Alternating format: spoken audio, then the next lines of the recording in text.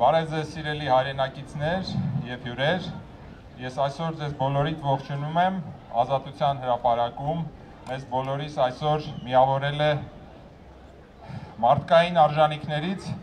արժանապատվության, եղբայրության և համերաշխության նկատմամբ ծարավը և մենք այսօր հավաքվել ենք միասին նշելու այդ արժանիքները լավագույնս մարմնավորող մեր ժամանակակիցներից Ժիրայր Սեփիլյանի ծննդյան տարեդարձը։ Շնորհավոր ծնունդդ հերոս։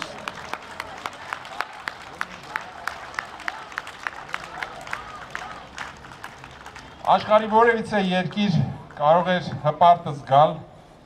ծուռ Դավիթների այնպիսի բույլ ունենալու համար, ինչպիսին են Ժիրայրը, ինչպիսին են Շանթը և իր ընկերները,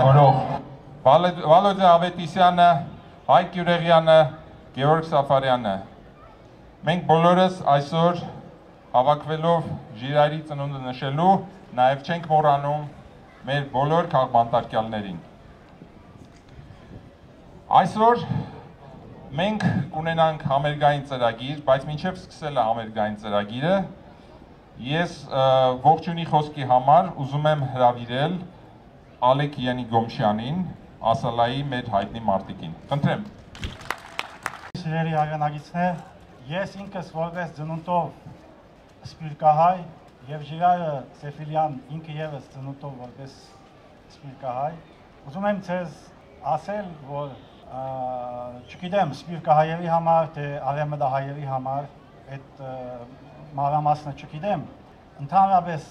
ծնունդը և հատկապես կենդանի մարդկանց ճանաչված ճանաչում ունեցող, հեղինակություն ունեցող, կենդանի ողջ ապրող մարդկանց ծնունդի նշումը հրապարակային, հանդիսավոր, այդքան շատ ընդունված չի, նման սովորույթ չկա։ Ժիրայր Սեփիլյանը առավել ևս ելնելով իր էությունից, իր հոգեգերտվածքից, մենք բոլորս գիտենք, կասկած անգամ չունենք, որ ինքը ոչ միայն իր ծնունդը նշելու պահանջ կամ ցանկություն չպիտի ունենար և չունի,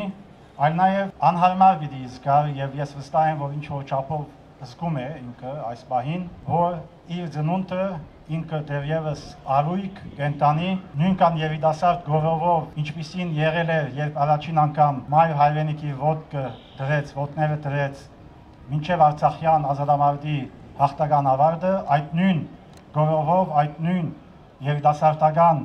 ոգիով այսօր ինքը դեռևս մեր մեջ է և ընդամենը այսօր ինքը մի խուցում, բանդախցում, ֆիզիկապես մի փոքր հանգստանում է։